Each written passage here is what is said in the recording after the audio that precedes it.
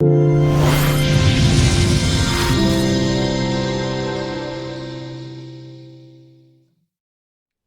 everyone, I'm Amy Rose White, integrative psychotherapist. Thanks for being with me today and welcome to my channel. So today we're going to talk about how to listen well and solve conflict in relationships. Who doesn't want to be a better listener, and who doesn't have conflict in their relationships? If you haven't ever had conflict in your relationships, you are probably either avoiding relationships or morphing yourself, to the whims of the people around us. And a lot of us do that. But once we're in intimate partnership, a deep friendship, a colleague that we're working closely with, conflict is really inevitable. And there are healthy ways of negotiating it. And it starts with better listening. So, one caveat to this video, this does not apply to toxic, abusive, one-sided relationships where you are always admitting fault, taking responsibility, apologizing, being the empathetic listener, and never receiving that in return. Or very rarely. If that is the case, this video is not for you. Please look at some of my other videos on toxic and healthy relationships. However, if you're in a relationship in any sense, whether it's a friend, a colleague, a lover, a spouse, whatever, even a child, whatever the nature of that relationship, if that person generally has some capacity, maybe this doesn't apply to teenagers, that would be normal, as frustrating as it is. But if that other person has some capacity to, take turns empathizing and has a genuine desire to listen to you and solve conflict and take responsibility where it's not always your fault, then let's dive in because those are the folks that are going to benefit from the techniques that I share in this video today. So, the first principle of being a great listener is to stop thinking in terms of right and wrong. Most of us think about times when we're in any kind of conflict or negotiation, or maybe things aren't going well, as a win-lose proposition. And we want to win. We want to be heard. We want to be understood. We want our side to be seen. And as soon as we go into a dialogue with that philosophy, we've lost. There will be no being heard. There will not be any being seen.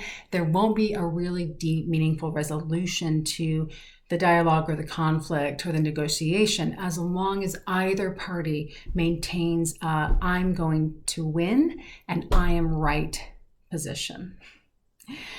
So what it requires to really be a good listener when someone is upset with you is to set aside your agenda to be right and win.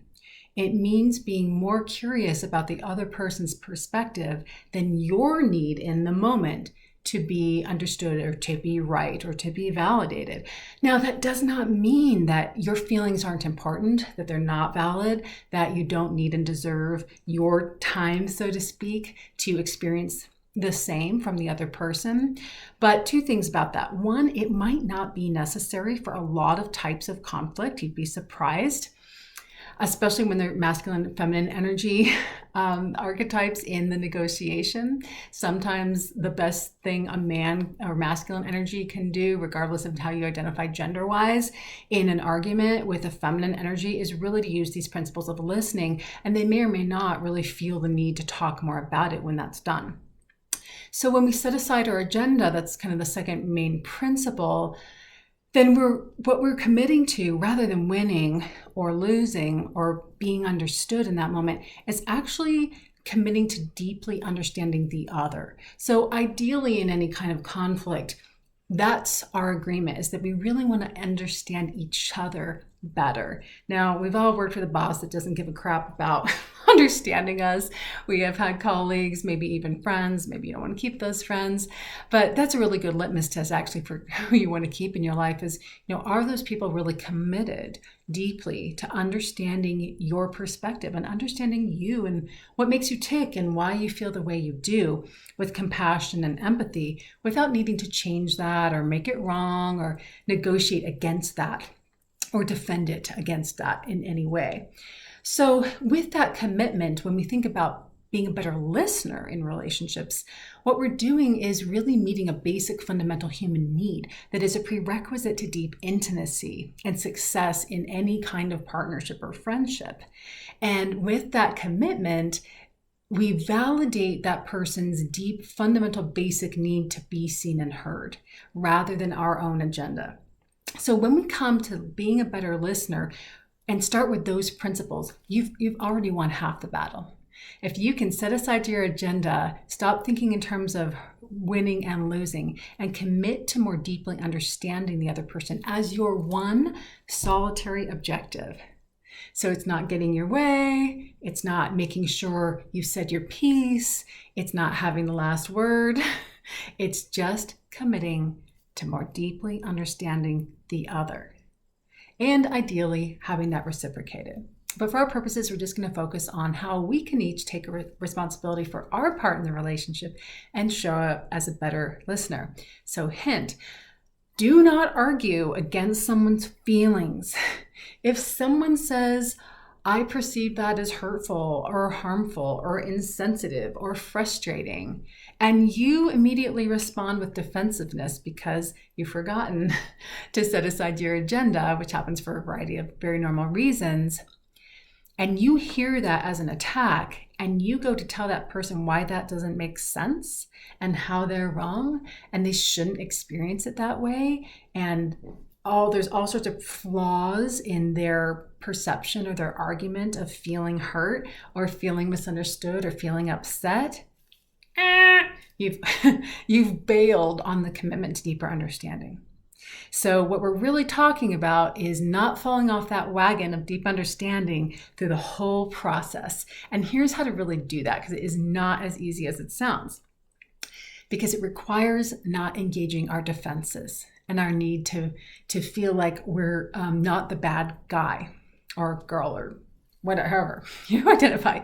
So the first thing that you really need to do to make that a reality, to put these principles into action, is to stay very grounded in the physical body.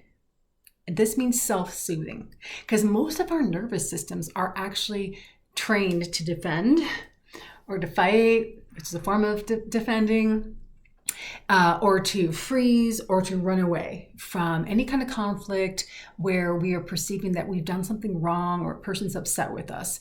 Now, this typically has its origin in childhood, and that's a topic for another video. But for our purposes, we can just acknowledge that that's going to happen in your body. Your nervous system is likely to have some kind of reaction unless, maybe you were raised by a therapist. No, I'm sure my kids will be in therapy the rest of their lives. But unless you somehow, in your youth, got some really great high-level communication strategies conveyed to you, and you were never shamed or criticized or, experienced trauma in any way, most of us are going to have our nervous systems be not acclimated to communicating in this way. So we need to stay grounded in the physical body by lowering our center of gravity, feeling our feet on the earth, and then number 2, keeping our breath slow and deep. So this is a form of nervous system soothing that allows you to set aside that agenda, be present for the person speaking, and to really think of it as listener and speaker, and hear and deeply meet that goal of understanding where that person is coming from in a really genuine way, not a manipulative, like, okay, I'm going to do this active listening stuff and then it's my turn, gosh darn it. Not that. So if you notice that you're struggling to stay in your body, let the person know that you need a moment, and then take some time, maybe 20 minutes, maybe it's less, take some deep breaths, splash water in your face, then come back to the dialogue and re-engage with that deep belly breathing, feeling your feet on the ground, feeling your butt in the chair, the sofa, or bed, or wherever you are. And then thirdly, really looking at that other person, looking at them in their eyes, noticing their facial expressions, noticing kind of what's happening in their body and the way they're holding themselves. Are they contracting? Are they expanding? Do they seem relaxed? Do they seem tense? Just really bringing all the focus onto the other person. in a way that allows them to know that you're really, really there for them. And that will diminish their anxiety and upset, I tell you, immediately. A healthy person feels that you're really attuning yourself to them. They'll immediately already feel less upset by whatever is going on. So those are the physical steps, the first 3 physical steps. And then the basic verbal steps to being a really good listener are some things you've probably heard other places regarding active listening or nonviolent communication, which is one of my very favorite models for conflict resolution. But it's really about nodding, giving verbal, nonverbal and verbal recognition to the speaker, asking them questions to more deeply understand, and paraphrasing back to them and checking to see if you're hearing it right. Now, that could look something really simple like this. Okay, honey, what's going on? Okay, you're really angry with me. I'm listening. What else? Okay, so you're feeling really upset that I was late to that party. We'd agreed on it a long time ago, and I showed up half hour late, and you felt what? Okay, so you felt furious, you felt abandoned, and you were embarrassed. Is that right? So you'd literally say kind of back, and not in a parroting way or a mocking way, but I mean, I know a lot of couples in my office will be like, so I hear you saying, and it feels kind of trite, but it really is effective when you mean it. And you'd be amazed if you haven't experimented with this, because it sounds so much easier than it is. It's really freaking hard actually to put that into practice. But when you hear someone you care about reflect back to you exactly what you said, it is so powerful. It is so disarming. It is soothing to the nervous system of the person who is the speaker in the moment. Deeply, deeply soothing. So just know that it is a wonderful gift to give the person that you care about, to reflectively listen, give them back what they're saying, and then ask, am I hearing it right? And a lot of times when I coach couples through this in my office, the person will reflect a little piece that was correct, but they'll have missed maybe some important element. Or perhaps the person then thinks, oh wait, there was this other part. So then it gives them the opportunity to say, well, yes, partly right, but what I really mean is la la la la la. And then they fill it in, and then you reflect back on that piece, and they then say, is that right? Now, the most important element comes after this, which is conveying empathy, which essentially means that you let the person know very directly, I see where you're coming from. That is not crazy. I see your perspective. I get it. I could understand how you'd feel that way. Period. No defending, no arguing, no explaining, but you know that I had to work late, and then I had to get the kids, and you know, I don't know why it's such a big deal. It was just 30 minutes. None of that. None of that. And that's natural, right? We all want to go to that way of defending. But the key is using that breath and body to let this person just tell you their story and let it really have nothing to do about you. Now that is high level, but you can do it. If I can do it, you can do it. And I've had a lot of practice to learn how to do it, but it's profoundly changed my relationships to be able to say, I hear you, I understand how you feel, and I'm not even going to bother to try to win this or get you to see how I didn't really do anything bad. And that requires something called ego strength. I'm actually going to make another video about the major barrier to good listening, but that's a subject for the next video I'm making.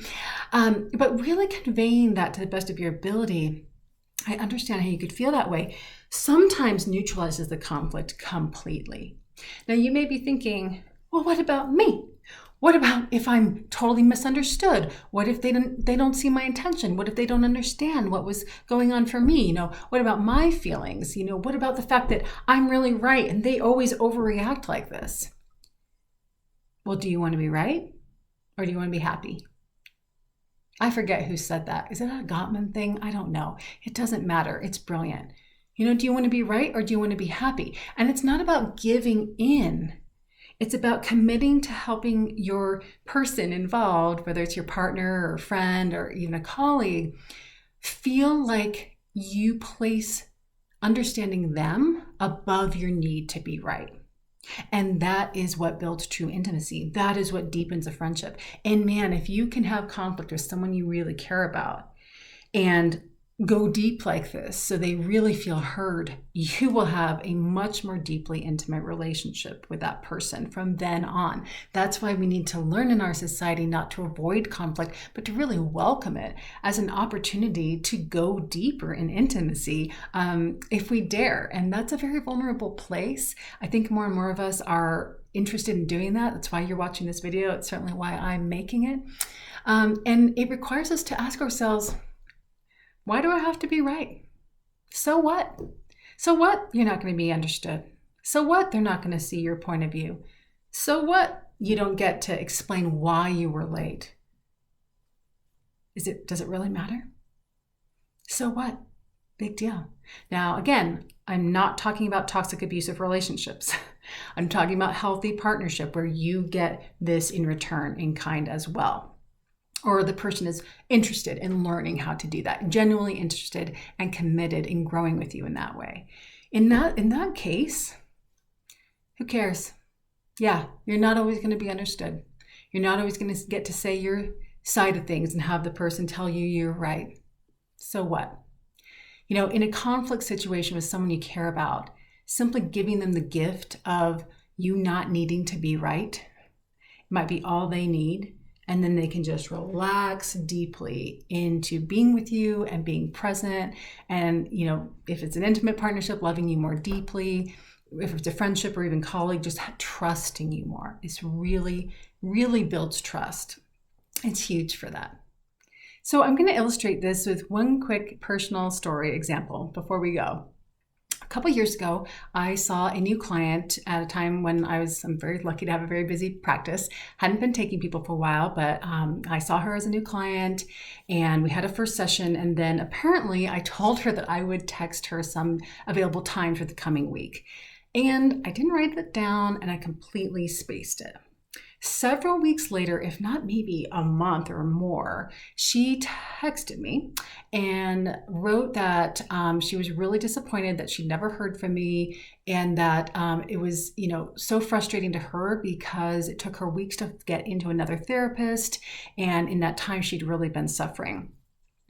And I could have had all sorts of excuses, right? I could have said, well, I was really busy, or why didn't you just call me or text me and remind me? Or I forgot, why didn't you just let me know? Or, oh gosh, my kid was sick that week. I mean, there were so many ways I could have defended or argued my position, or, explained to her why her perspective didn't make sense.